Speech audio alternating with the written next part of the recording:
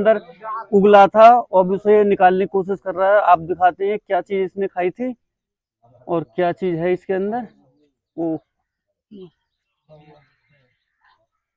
दोस्तों, अब इसने जो भी ये खाया है ये आपको उसे निगलने की कोशिश कर रहा है और आप ऐसा लग रहा है जैसे इसने, अब दोस्तों जैसे ये इसको निकलेगा, निगलने के तुरंत बाद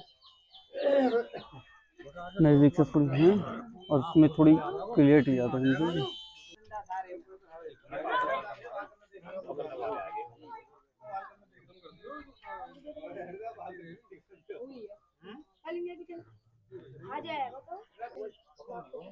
देखते हैं इसको, ये भी फुल इसकी जानकारी नहीं है लेकिन देखने में इसका साइज एक चमगादड़ की तरह लग रहा है। इसको फाइनली ये निकाल चुका है और आप देख सकते हैं